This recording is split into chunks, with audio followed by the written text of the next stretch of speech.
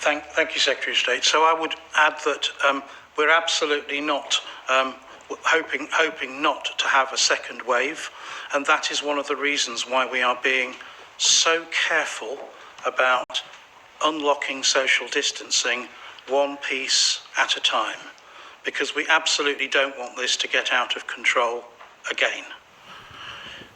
However, is it right and proper to prepare for emergencies? Is it right and proper to put ourselves in a good position to be able to deal with an upsurge of cases?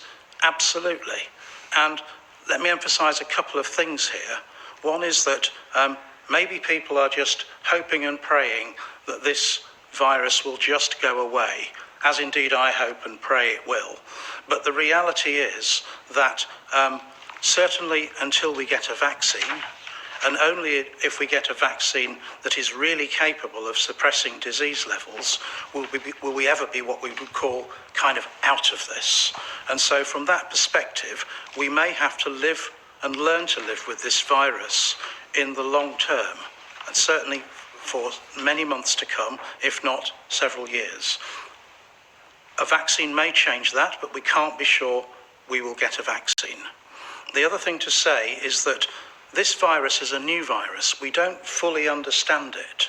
We don't understand something called seasonality. And one of the things that's very clear, for example, with flu viruses, is that they come in our cold winters, and the levels of transmission and circulation decline over the summer months. Now, the data we have on other coronaviruses, we've looked at very carefully, and it is not clear that these coronaviruses are as seasonal as influenza.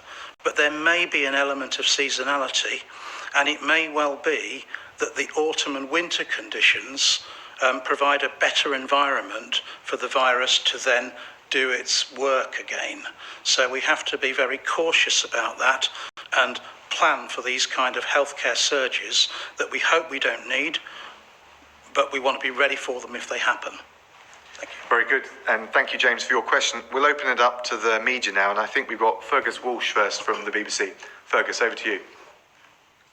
Thank you. You've just added loss of taste and smell as a key symptom for coronavirus.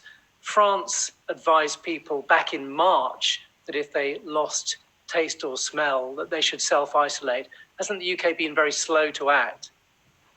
Jonathan, I think that's probably one for you as... Yes, thank you, Fergus. We've been very careful about looking at the data on anosmia and looking to see if adding it to the case definition would change something in terms of what we could practically do.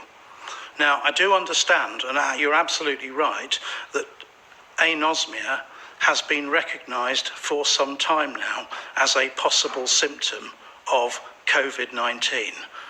But if you unpick that a bit further, one of the first questions is, how often does anosmia come really early in the illness?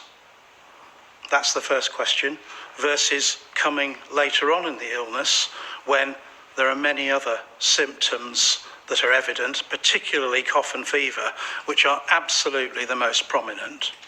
The next